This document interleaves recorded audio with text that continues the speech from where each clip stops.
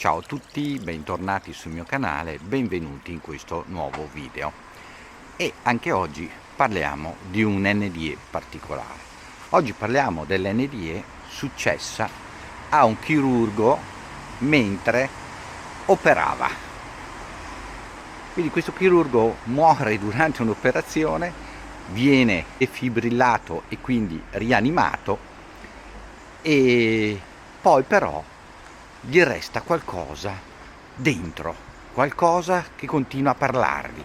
Andiamo a vedere come ci è stata raccontata questa storia dal chirurgo stesso.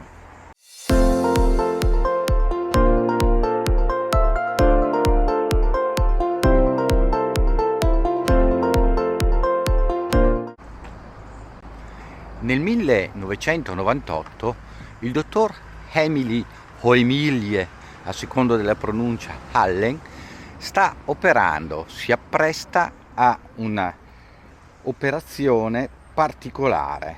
Si trova in sala operatoria con i suoi colleghi, con gli infermieri di sala operatoria, con l'anestesista, e sta procedendo a una delicatissima operazione intra-addominale, quindi sta aprendo, per dirla in parole crude, la pancia di qualcuno. L'operazione sembra andare molto bene e alla fine bisogna fermare le piccole emorragie che si creano durante l'operazione.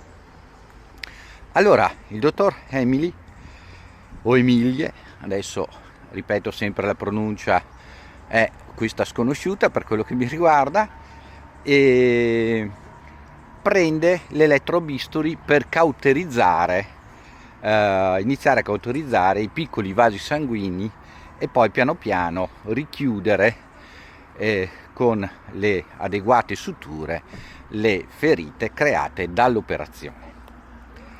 Cosa succede?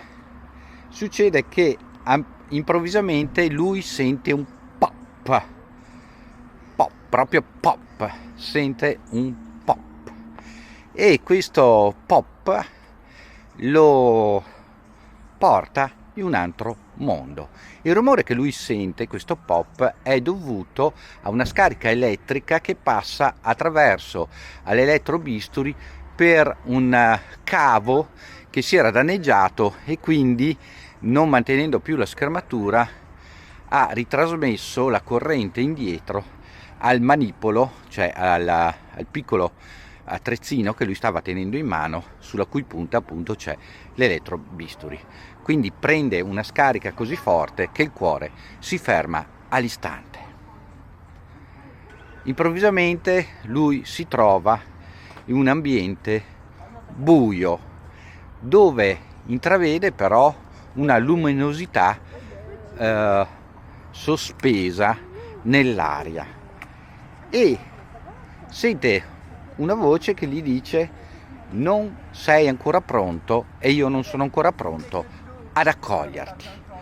Una voce tranquilla, soave, che gli dice: hai ancora tante cose da fare. A questo punto lui si sente rispedito nel suo corpo e ha dolori allucinanti al braccio coinvolto, alla spalla, e tutta una serie di crampi dolorosissimi. È appena stato defibrillato e rianimato dai suoi colleghi. Il dottor Allen non riesce a spiegare cosa è successo in realtà in quel momento. Si ricorda un viso molto sfocato, fumoso, che gli si stava avvicinando attraverso appunto questo vapore luminoso, questa luce, e che gli ripeteva questa frase che abbiamo prima detto. Una volta ripresosi e portato ovviamente in rianimazione, il dottor Allen ha questa frase che gli ribomba in testa e veramente non riesce, ovviamente lui come medico non aveva mai creduto a questo fatto della parte spirituale dell'essere umano, quindi non riesce a darsi pace. Nel frattempo però il danno che lui ha subito è molto forte, quindi ha tutto un braccio e una spalla che non potrà più utilizzare normalmente. La sua carriera, il suo lavoro termina qua, almeno come chirurgo sicuramente. Praticamente in un momento lui perde lavoro, casa, autonomia. Questo è un grosso smacco.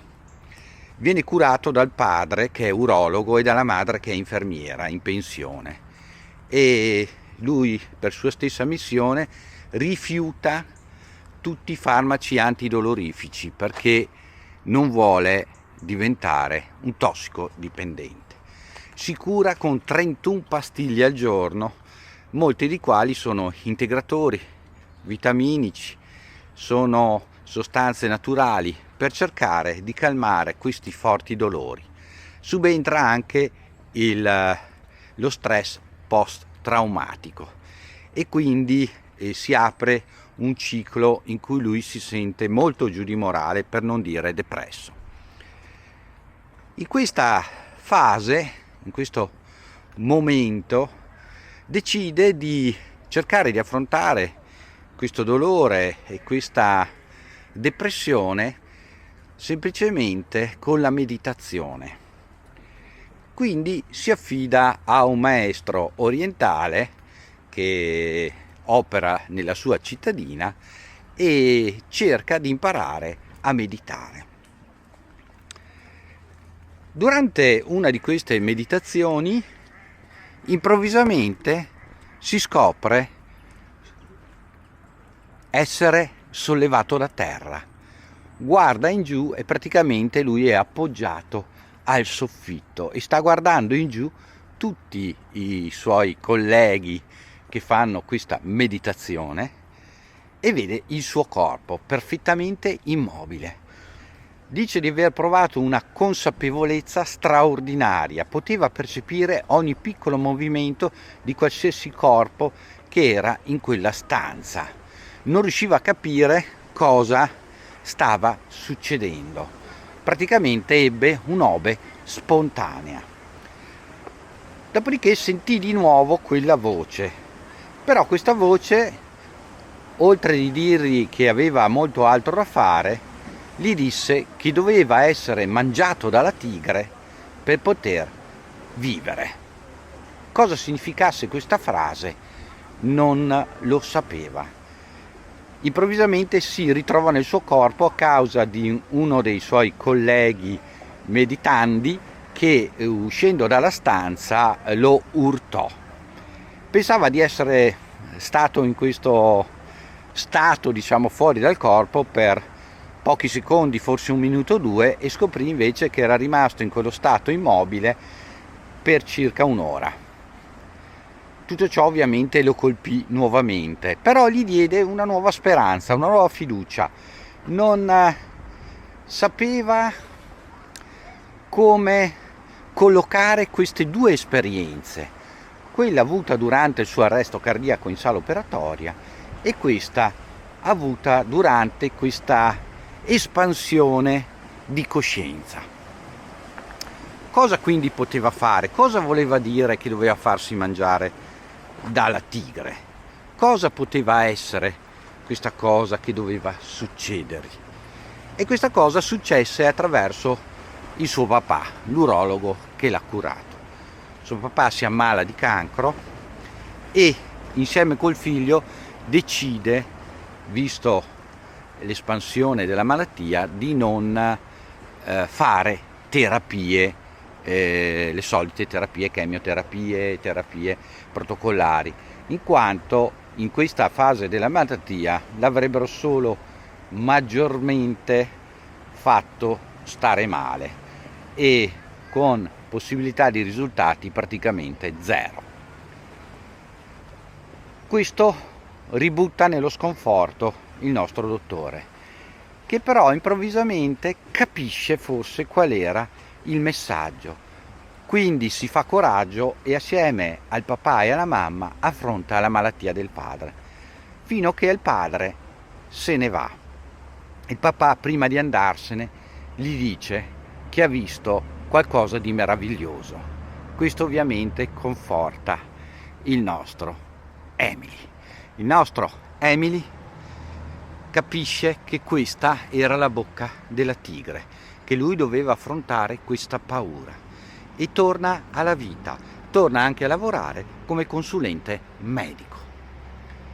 Bene, interessante anche questa NDE che ci porta ancora un altro particolare, no? Noi man mano che facciamo questo percorso incontriamo piccoli particolari, piccole novità che ci danno sempre di più una visione più chiara, che ci aiutano a comporre questo puzzle di questa straordinaria realtà che è la vita dopo la morte.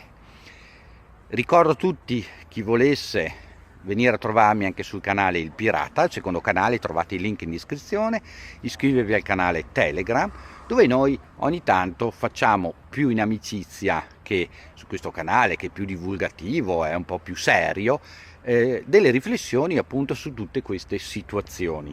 Fra le altre cose mi conoscerete un pochino meglio di persona e quindi capirete se fidarvi o meno, ma vedrete un po' che siamo proprio un gruppo di amici che cerca di sondare l'aldilà.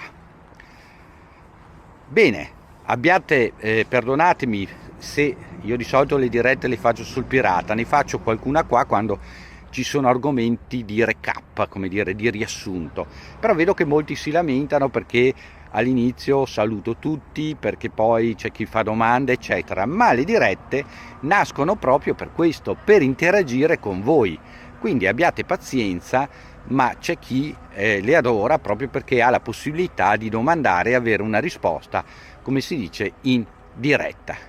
Quindi a ognuno il suo. Chi invece gradisce più i video, ecco, magari non partecipi alle dirette, invece che lamentarsi sempre che poi si salta di palo in frasca, ma le dirette sono proprio per questo. Vi ringrazio sempre per il vostro aiuto, mettete il like, condividete il video sui vostri social, ci vediamo a un prossimo video, ciao a tutti da Ermanno, ciao!